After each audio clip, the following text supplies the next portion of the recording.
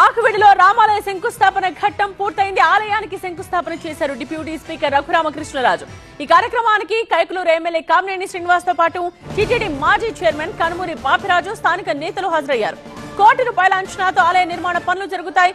ఎంతమంది మారీచులు జడలు విప్పి ఆపాలని చూసినా రాముని అండతో ముందుకు సాగామంటున్నారు డిప్యూటీ స్పీకర్ రఘురామ. హిందువుల సహనపు హద్దులు దాటనీయొద్దని కొందరికి విజ్ఞప్తి చేస్తున్నాను అన్నారు రఘురామకృష్ణరాజు.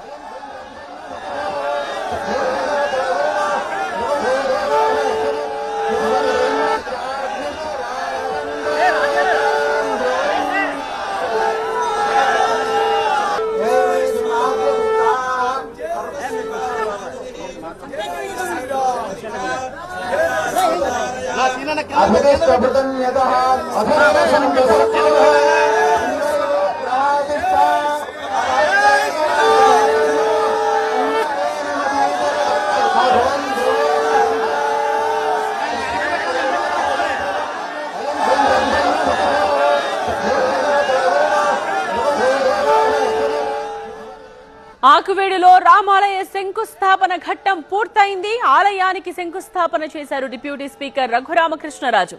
ఈ కార్యక్రమానికి ఎమ్మెల్యే కామినేని శ్రీనివాస్ తో పాటు టీటీడీ మాజీ చైర్మన్ కనుమూరి బాపిరాజు హాజరయ్యారు. స్థానిక నేతలు కూడా పెద్ద సంఖ్యలో వచ్చారు.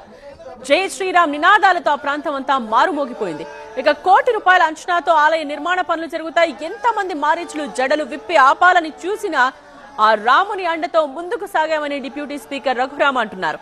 హిందువుల సహనపు హద్దులు దాటనీయొద్దని కొందరికి విజ్ఞప్తి చేస్తున్నాను అన్నారు రఘురామకృష్ణరాజు.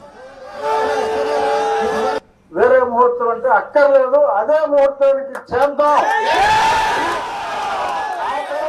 ఎంతమంది మారీచ సమూహాలు ఎన్నిసార్లు జనాలు విప్పి కోర్టుకు వెళ్ళినప్పటికీ న్యాయవాది ఆయన స్వచ్ఛందంగా నేను రామభక్తులే రాజుగారు అని రవిప్రసాద్ గారు వారే ముందుకొచ్చి మన శ్రీరాముని తరఫున ఆయన వాదనలో వినిపించి ఈరోజు ఈ కార్యక్రమం ఇంత విజయవంతంగా శంకుస్థాపన కార్యక్రమం అందరూ ఎన్నో శంకుస్థాపనలు చూస్తుంటారు, కానీ ఇంత సశాస్త్రీయంగా శంఖుతో జరిగిన శంకుస్థాపన చాలా అరుదుగా చూస్తాం.